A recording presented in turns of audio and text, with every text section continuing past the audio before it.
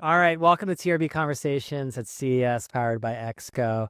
Andrea, thank you for joining to talk a little bit about Vyve. And also, I think one of the macro trends of 2026 to me is people who are going to smaller communities. Like, I think that is a big trend. So tell us a little bit about Vyve. Yeah, well, it's interesting also being here at CES, right, where everybody's I know, looking at the opposite. big, Yeah, the opposite. big ideas. They're trying to plan their futures, but at the same time, I think we're all having conversations with ourselves and with others about, what am I doing here? What is my next chapter? There's a lot of like Vegas is a good fearful place to have those conversations with that, yeah, yourself. that's right. So what we do is we try to help people in really identifying how can they build and live their best life, both from a business standpoint, but also personally. And so we have everything from leadership and a mastermind where we bring together founders as well as C-suiters to help them really do the work in arriving at that state. We also run something called the CMO podcast with Sure. Jim Stengel, former chief marketing officer of Procter and Gamble, who really lives that kind of full life and has a lot of stories. And we bring together different communities to be able to tell those stories and be inspirational. But we're talking about like macro trends. What is the sort of and you worked with Gary Vaynerchuk for a while, and like he catches on to trends like pretty early, and Yeah, he's that's right. tracking this. Yeah, I mean that's what we gave birth to Vyve, and this was inspired by Gary Vaynerchuk in part because I think what we were seeing, and this was about 2 years ago, is that people were really having a crisis of confidence in terms of what did their what's next look like and who did they want to become. And a lot of leaders act like everything's okay and they on paper everything looks great, but at the same time they feel like they have a crisis of confidence in themselves. A lot of people are going through different kinds of identity shifts, questions around, who do I want to be? What's my legacy? All of that kind of thing. And Gary didn't have a place where you could go and actually do the work around that. And so 2 years ago, we launched, at the time, Vyve by Vayner, to really help executives and founders address those kinds of big, big questions. Right, and so it's like, I mean, it's sort of, I don't want to say piggybacking, but it's playing off of like, Gary's got like an unbelievable following, particularly among the sort of entrepreneurial, I would call it the hustler class. I don't mean it in a bad way. Yeah, he hates that word, the hustle now. I think he loves it, but he hates it. I mean, he wrote it on the way up, so he's gonna. That's right. Yeah, no, I think, what is it, like 50 million plus followers? And yeah, he's got a lot of I don't people think it's that, a negative thing. Like, I think you have to, like, I think if there's like a word of the year for 2026, I think it's going to be, maybe it's like a hyphenated word, but it's like high agency. Like, high agency is basically a rebranding of hustling. yeah, I think that everybody's trying to figure out how are they hacking their lives Right. and how are they living into something that, and if they can, sort of muscle their way through into happiness, that would be ideal because that's with stuff that we can control. I think the problem is there's so much that we can't control now that how do we, back to your earlier point, have intimate communities where we can be ourselves, have a safe place to really explore what that is and deal with all kinds of stuff, all the crisis of confidence, but also build the tools that allow us Yeah. to live into our best and happiest selves. But I think also when I think about like macro trends, like this like plays into more of the like smaller and private communities that are, I mean, look, in New York, I mean, Gary like has one. I went That there. is on the Fly Fish Club. Yeah. Yeah.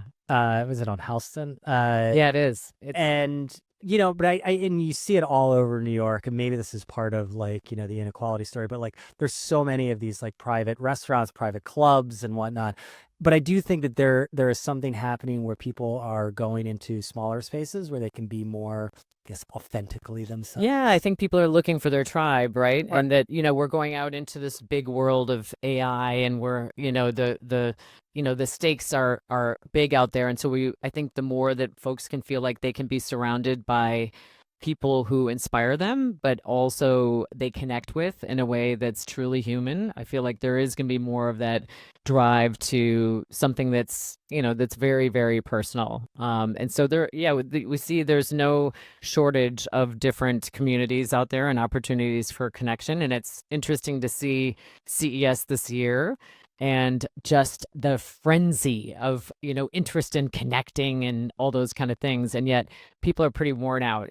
Today's Wednesday. It looks like people have been here for 3 weeks if you're, kind of walking by them at this moment.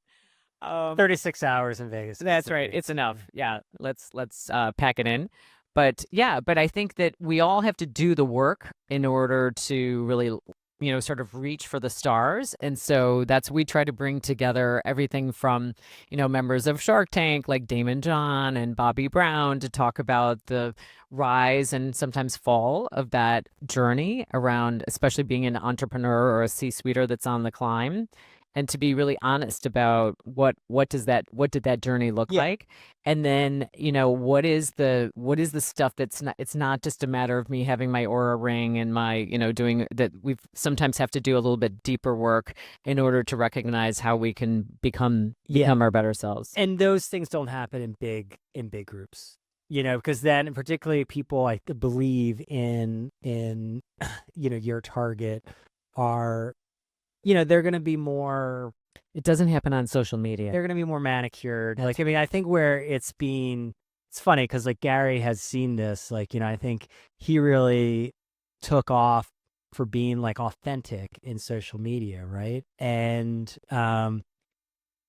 where the social media went, I believe it became more just like a manicured version, sometimes based on a true story, sometimes not, that you put out there in the world. And the algorithms, basically incentivized you to be, I think they have, and they continue to be inauthentic in some ways. Yeah, I think that's right. But I think the other thing that's interesting is to see that different trends even in social media, where now it's not necessarily just about the number of followers, but it's the algorithms are supporting engagement, and that oftentimes it's better to have more engagement with a select group and almost deprioritize just having big numbers and seeing the kind of the authentic exchange that you're having, and that a lot of the the platforms are incentivizing that. I think the other thing, back to your point about having intimate groups of communities, research shows that people tend to be able to make more of habitual changes in their lives that are meaningful and impactful in groups of about 12 people.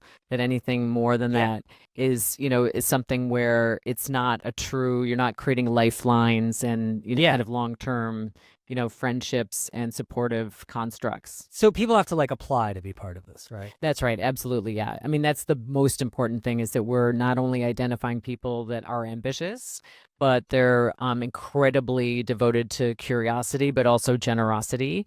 And we can't run the risk that we're bringing people on for the wrong reasons, because as if you've got 12 people and one person is sort of abusing the kind of the value system of the group, that's kind of the death of the the vibe, if you will, of the Vyve community. I got that.